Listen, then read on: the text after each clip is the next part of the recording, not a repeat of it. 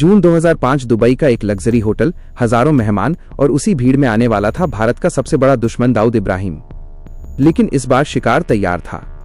भारत ने चाल चली थी, खतरनाक और पूरी तरह ऑफ द बुक। इस मिशन की कमान थी एक ऐसे आदमी के हाथ में जिसे दुनिया जानती है। भारत का James bond, Ajit Doval, 2 shooter, नकली पहचान। सामने की बिल्डिंग से क्लियर शॉट, बस एक ट्रिगर और 1993 का हिसाब खत्म। सब कुछ परफेक्ट था, लेकिन फिर एक फोन कॉल, एक गलती, और अपने ही सिस्टम ने इस मिशन को बना दिया भारत का सबसे बड़ा अधूरा संगीत मिशन।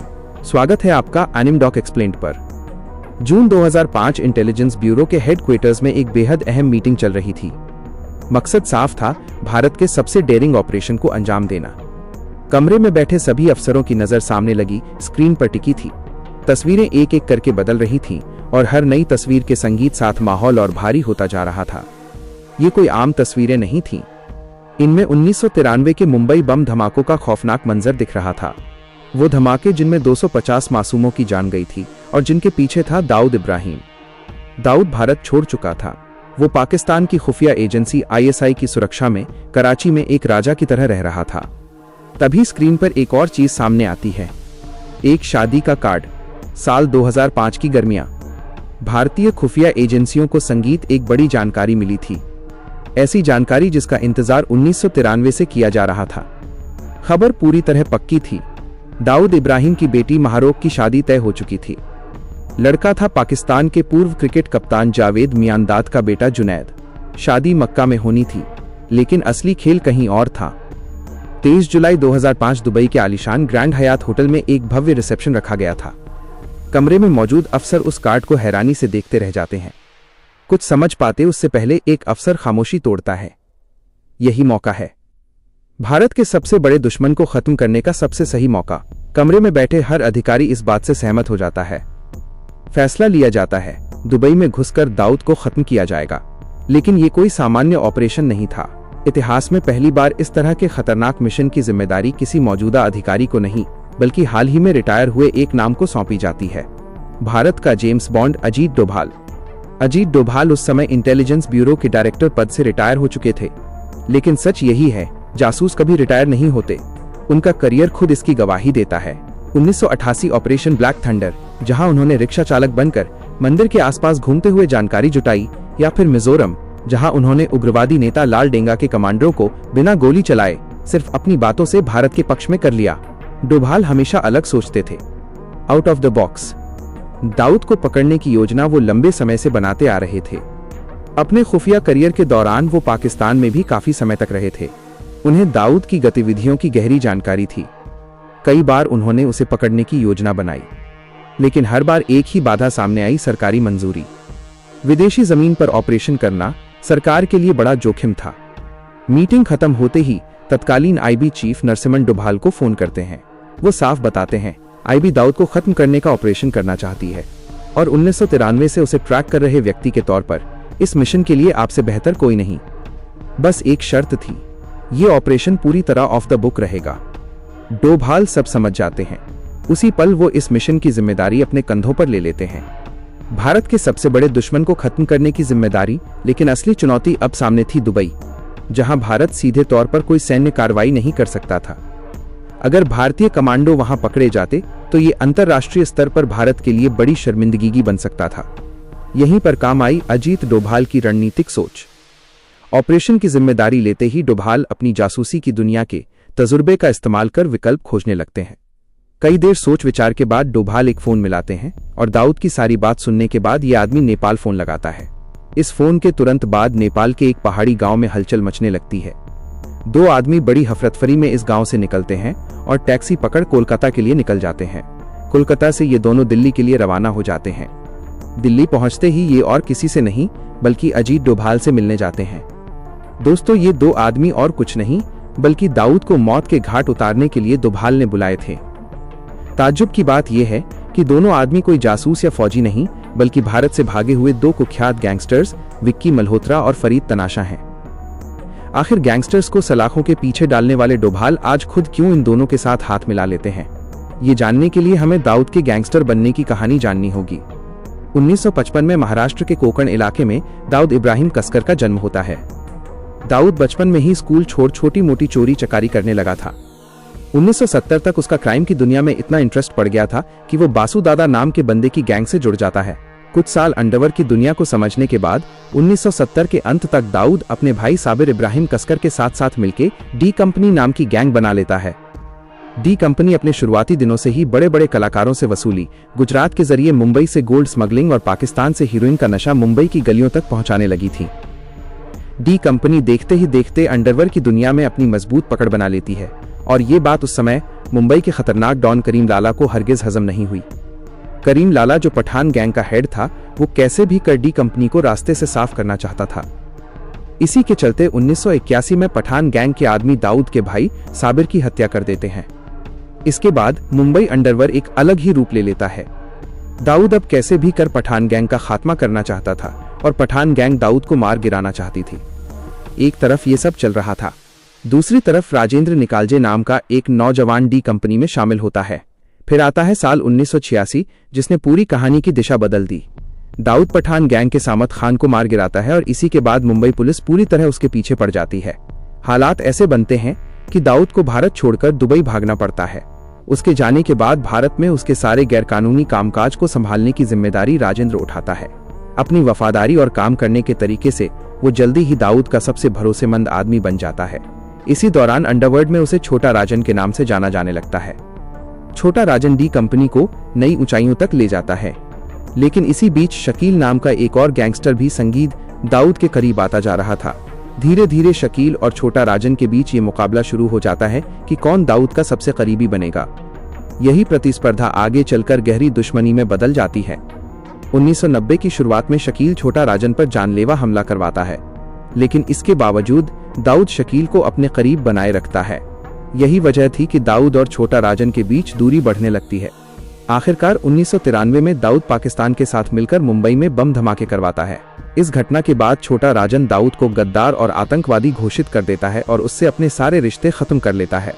वो ये भी ऐलान करता है कि धमाकों में मारे गए लोगों का बदला वो दाऊद को मारकर जरूर लेगा। यहीं से अंडरवर्ल्ड की सबसे खतरनाक दुश्मनी की शुरुआत होती है। साल 2000 में दाऊद के लोगों द्वारा बैंकॉक में छोटा राजन पर एक बेहद खतरनाक हमला किया जाता है। पिज्जा डिलीवरी बॉय बनकर आए शूटर्स अस्पताल में भर्ती राजन पर ताबड़तोड़ गोलियां चलाते हैं, लेकिन वो किसी तरह खिड़की से कूदकर अपनी जान बचाने में सफल हो जाता है। उस दिन के बाद से छोटा राजन की जिंदगी का सिर्फ एक ही मकसद रह जाता है, दाऊद की मौत। डोभाल ये अच्छी तरह जानते थे कि दुश्मन का दुश्मन ही दोस्त होता है। इसी सोच के साथ उन्होंने छोटा राजन से संपर्क किया और जैसे ही दाऊद को मारने की बात सामने आई, राजन ने तुरंत अपने सबसे भरोसेमंद शूटर्स दिल्ली भेज दिए। इन शूटर्स का इस्तेमाल करके डोभाल एक साथ दो चाल चलते हैं। पहली, उन्हें सूडान के पासपोर्ट पर दुबई भेजा जाएगा ताकि भारत सरकार पर किसी तरह का शक न आए, और दूसरी, अगर दाऊद मारा जाता है तो ये मामला सिर्फ दो गैंग्स की आपसी दुश्मनी जैसा लगेगा। 1 जुलाई 2005 दिल्ली पहुंचते ही डोभाल इन दोनों को एक सीक्रेट लोकेशन पर ले जाते हैं। यहाँ इन्हें बताया जाता है कि 23 जुलाई को दाऊद की बेटी का दुबई के ग्रैंड हयात होटल में रिसेप्शन है। तुम दोनों को सडन के नागरिक बनाकर दुबई भेजा जाएगा। होटल के बिल्कुल सामने वाली बिल्डिंग संगीत से तुम्हें क्लियर शॉट मिल जाएगा, लेकिन दाऊद एक बार होटल में घुस गया तो हम चाह के भी कुछ नहीं कर सकते, इसलिए तुम्हें मेन गेट पर ही उसे मार गिराना होगा। ये सब बताने के बाद इन दोनों शूटर्स की 3 हफ्ते की ट्रेनिंग चलती है, जिसमें उन्हें होटल का नक्शा समझाया जाता है, स्नाइपर से निशाना लगाने की ट्रेनिंग दी जाती है और दाऊद को मारने के बाद एग्जिट रूट का रास्ता समझाया जाता है। सब कुछ एक हॉलीवुड मूवी की स्क्रिप्ट जैसा चल रहा था। तैयारी पूरी संगीत थी। तारीख नजदीक आ रही थी। विक्की मल्होत्रा और फरीद तनाशा दिल्ली के एक होटल में रुके संगीत हुए थे। यहां से उन्हें अपनी फाइनल फ्लाइट पकड़नी थी। खुद अजीत डोभाल भी उस होटल में मौजूद थे। वो आखिरी बार शूटरों को ब्रीफ कर रहे थे।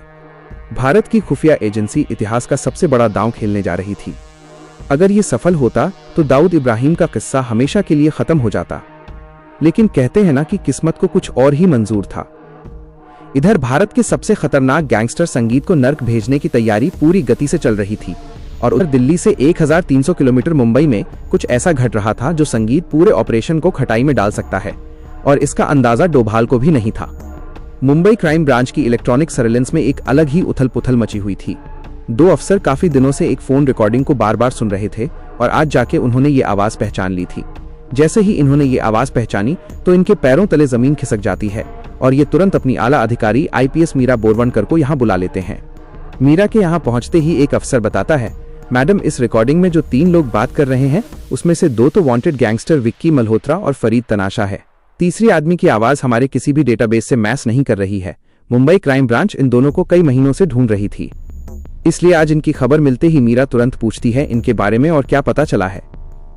इस पर वो अफसर जवाब देता है कि ये दोनों नेपाल से कोलकाता और फिर दिल्ली आए हैं और रिकॉर्डिंग से लग रहा है कि ये किसी नेता या व्यापारी का खून करने के लिए आए हैं। इतना सुन मीरा के कान भी खड़े हो जाते हैं संगीत, और वो तुरंत अपने बेस्ट अफसरों की एक मीटिंग बुला लेती है। मीटिंग में कई देर बातचीत के बाद फैसला लिया जाता है कि इन दोनों को दिल्ली में गिरफ्तार करके मुंबई संगीत लाया जाएगा। इस काम की जिम्मेदारी डीसीपी धनंजय कमलाकर को दी जाती है और इसको नाम दिया जाता है ऑपरेशन एक्स। 18 जुलाई 2005 दिल्ली के लुटेंस इलाके में मौजूद एक होटल के अंदर ये एक बेहद अहम पल चल रहा था। कमरे के भीतर अजीत डोभाल और दोनों शूटर्स की फाइनल ब्रीफिंग जारी थी। उधर दूसरी तरफ डीसीपी कमलाकर और उनकी टीम किसी भी वक्त दिल्ली पहुंचने वाली थी। दोनों शूटर्स को 2 दिन बाद निकलना था और ये मुलाकात डोभाल से उनकी आखिरी मुलाकात होने वाली थी। डोभाल अपने सामने रखे होटल के ब्लूप्रिंट को लगातार देख रहे थे, हर एंगल को समझ रहे थे। ठीक उसी समय मुंबई पुलिस दिल्ली पहुंचकर सीधे होटल की ओर बढ़ जाती है। होटल पहुंचते ही अधिकारी अपना आई कार्ड दिखाते हैं और रिसेप्शन पर बैठी लड़की से दोनों शूटर्स के नाम बताते हुए उनके कमरे का नंबर पूछते हैं। उन्हें बताया जाता है कि दोनों 5वें फ्लोर पर ठहरे हुए हैं। इतना सुनते ही मुंबई पुलिस बिना देर किए उन्हें पकड़ने के लिए तुरंत ऊपर की ओर बढ़ जाती है। उधर कमरे के अंदर डोभाल को इस बात की बिल्कुल भी खबर नहीं थी कि मुंबई पुलिस दिल्ली पहुंच चुकी है। वो अपनी ब्रीफिंग खत्म करते हैं और दोनों शूटर्स को एक सुरक्षित जगह पर ले जाने के लिए होटल की इमरजेंसी एग्जिट से बाहर निकल जाते हैं। कुछ ही पलों बाद जब मुंबई पुलिस कमरे तक पहुंचती है तो अंदर का नजारा देखकर हैरान रह जाती है। कमरा पूरी तरह खाली था। तभी एक अधिकारी खिड़की की तरफ बढ़ता है और नीचे झांकता है। उसकी नजर तुरंत उन दोनों शूटर्स पर पड़ती है जो एक गाड़ी में बैठ रहे थे। गाड़ी तेजी से सड़क पर दौड़ने लगती है और इधर मुंबई पुलिस तुरंत होटल से बाहर निकलकर उस गाड़ी का पीछा शुरू कर देती है। कुछ देर तक ये पीछा जारी रहता है और फिर एक सुनसान सड़क पर पुलिस अपनी गाड़ी आगे लगाकर रास्ता रोक देती है। अचानक ब्रेक लगते हैं और डोभाल की गाड़ी रुक जाती है। मुंबई पुलिस के अधिकारी अपनी गाड़ी से उतरकर डोभाल की गाड़ी को चारों तरफ से घेर लेते हैं। स्थिति को देखते ही डोभाल समझ जाते हैं कि कुछ गड़बड़ जरूर हुई है। वो तुरंत दोनों शूटर्स को इशारा करते हैं कि वे गाड़ी में ही बैठे रहे और खुद धीरे से बाहर उतरते हैं। उन दिनों डोभाल आज की तरह पहचाने जाने वाले चेहरे नहीं थे, क्योंकि वो अभी अभी जासूसी की दुनिया से बाहर आए थे। यही वजह थी कि मुंबई पुलिस उन्हें पहचान नहीं पाती और गुस्से में उनसे सख्ती से सवाल जवाब करने लगती है।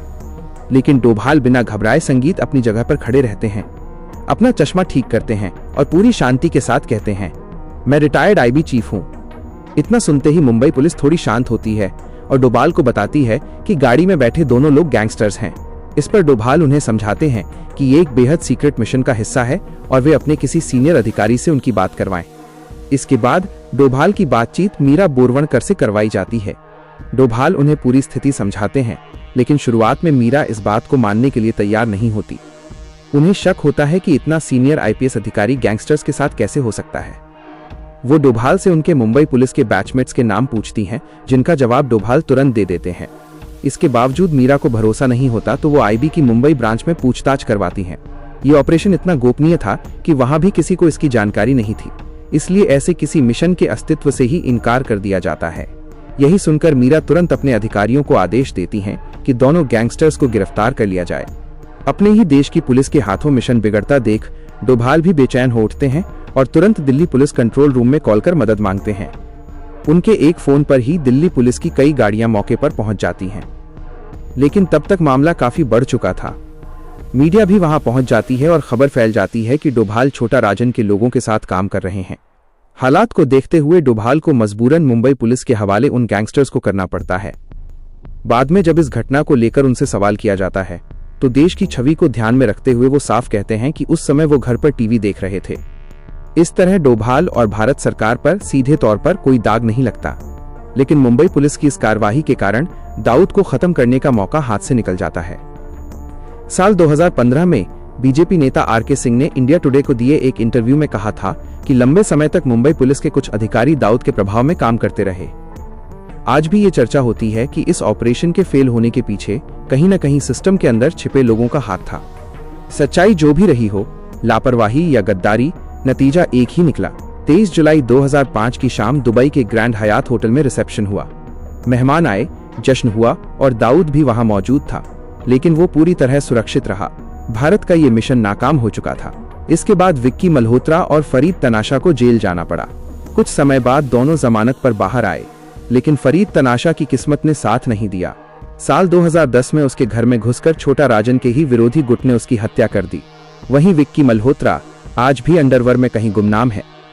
छोटा राजन, जो कभी दाऊद से बदला लेने के लिए जी रहा था, बाद में खुद निशाने पर आ गया।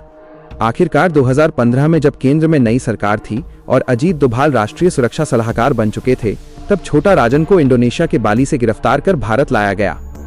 कई लोगों का मानना है कि ये गिरफ्तारी से ज्यादा एक तरह का रेस्क्यू ऑपरेशन था, ताकि उसे दाऊद के खतरे से बचाकर भारतीय जेल की सुरक्षा में रखा जा सके। इसके अलावा 2013 में भी रॉ द्वारा दाऊद को खत्म करने की एक कोशिश की गई थी। इस गुप्त ऑपरेशन को सुपर बॉयज नाम दिया गया था, जिसमें 9 अनजान गनमैन को भारत से पाकिस्तान भेजा गया था। उन्होंने वहां पहुंचकर पूरी तैयारी कर ली थी, लेकिन आखिरी समय में दिल्ली से एक कॉल आता है और मिशन को रोक दिया जाता है। आज भी माना जाता है कि दाऊद इब्राहिम कराची के किसी इलाके में छिपा बैठा है। शायद उम्र के साथ वो कमजोर हो चुका हो, लेकिन वो अब भी भारत के कानून की पकड़ से दूर है। दोस्तों, अगर आपको ये कहानी पसंद आई हो तो वीडियो को लाइक जरूर करें और एनिम डॉक एक्सप्लेन चैनल को सब्सक्राइब करना ना भूलें।